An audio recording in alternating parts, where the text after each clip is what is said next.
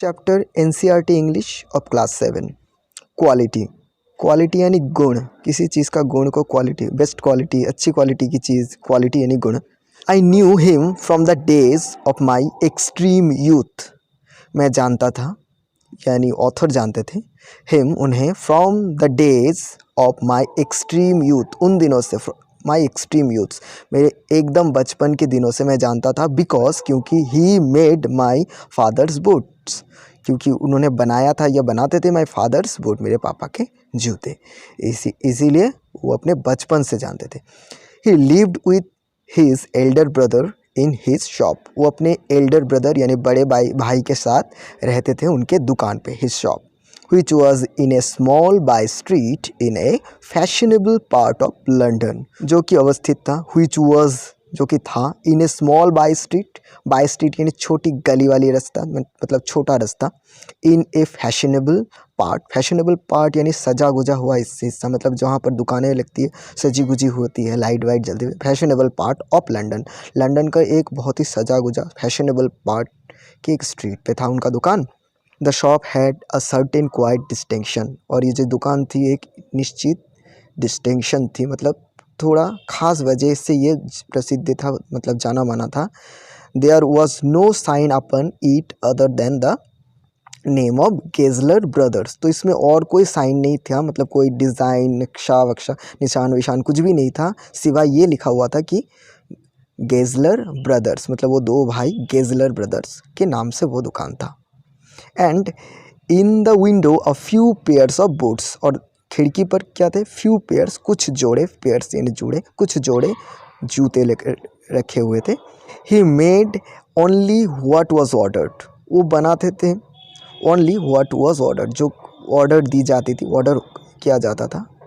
बनवाने के लिए, उसे ही बनाते थे। And what he made never failed to fit, और जो बनाते थे व्हाट ही मेड नेवर, कभी भी फेल नहीं होता था, असफल नहीं होता था फिट होने में, पैर में अच्छी खासी तरीके से फिट हो जाता था, एकदम सटीक तरीके से,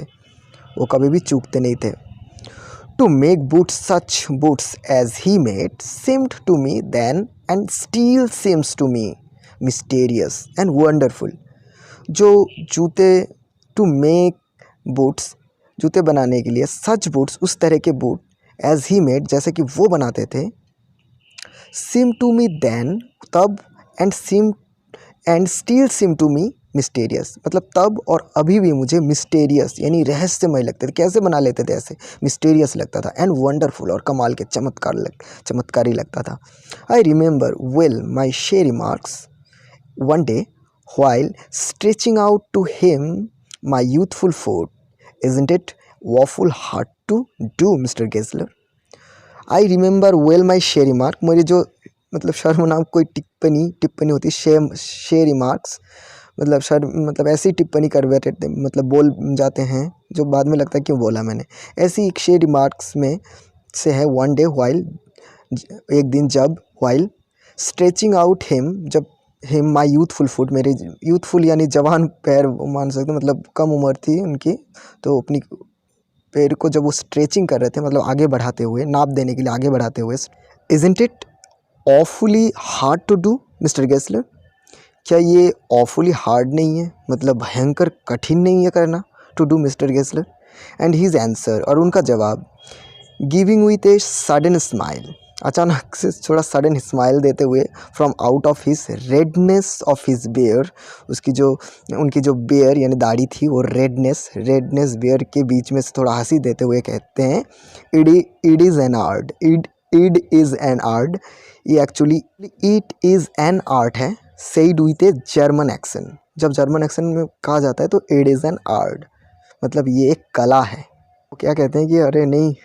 मुश्किल नहीं है, ये कला है, करने का तरीका होता है। It was not possible to go to him very often, ये संभव ही नहीं हो पाता है कि बार बार उनके पास जाए, वेरी ऑफन उनके पास जाया जाए, क्योंकि हिज बूट्स लास्टेड टेरिबली, उनके जो बनाए हुए जूते टेरिबली लास्टिंग करते थे, मतलब बहुत टिकाऊ होते थे, खतरनाक टिकते थे, terribly. Having something beyond the temporary, कुछ ऐसा होना जो बियॉन्ड द टेम्पररी, मतलब टेम्पररी यानी जो कम टिकते हैं, टेम्पररी से बियॉन्ड, पार जाकर टिक जाते थे, सालों तक टिक जाते थे। Some essence of boot stitched into them, कुछ जो सेंस उसमें एसेंस होते थे, मतलब मूल जो उसमें शार होती थी वो होती थी इसकी स्टीच, मतलब एकदम खतरनाक स्टीच होती थी इसमें जो लगी होती इन देम, जिसकी वजह से वो खतरनाक दिखते थे। वन वेंट इन, जब कोई एक वहाँ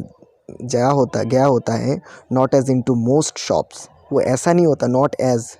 as in to most shop, जैसे कि दूसरे दुकान होते हैं ना, ऐसा नहीं होता था, वो दुकान अलग सा था, बट रेस्टफुली, बहुत एकदम शांति से, रेस्टफुली बहुत ही शांति से, as one enter a church, जैसे कि एक व्यक्ति चर्च के अंदर जो enters, as one enters a church, जैसे कि एक व्यक्ति चर्च के अंदर एंटर कर रहा है बहुत शांति से। जैसे हम मंदिर में जाते तो शोर करते करते थोड़ी जाएंगे, आराम से भक्ति के साथ जाएंगे, ऐसे जाते थे restfully. And sitting on the single wooden chair, और बैठते हैं एक वुडन चेयर जिसमें सिंगल वुडन चेयर, उसमें बैठे हुए वेटेड, इंतजार करते थे। ये गुटरल साउंड, एक साउंड, गुटरल साउंड यानी मुंह से किया हुआ एक sound, guttural sound, and the tip tap of his slippers beating the narrow wooden stairs, and he would stand before one without coat, a little bent in a leather apron. फिर क्या होता है, आवाज़ आती है, एंड टिप टॉप मतलब sleeper की आवाज़ आती है। टिप टॉप क्यों आती है, बीटिंग, वो बीट करता है, प्रहार करता है। द नैरो यानी कम चौड़ा, नैरो वुडन स्टेयर्स, नैरो यानी कम, संकीर्ण जगह होती थी, नैरो स्पेस कहते हैं ना, कम जगह वाली वुडन स्टेयर, लकड़ी के जो स्टेयर्स होते थे, सीढ़ी, उसके ऊपर